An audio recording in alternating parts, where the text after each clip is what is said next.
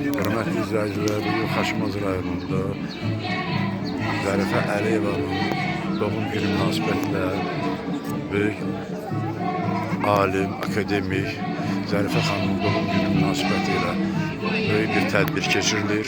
Bu tədbirdə Xaçmaz rayon təhsil şöbəsinin təşkilatçıları ilə uşaqlar bu tədbirdə iştirak edir, öz qabiliyyətlərini, bacarıqlarını göstərir.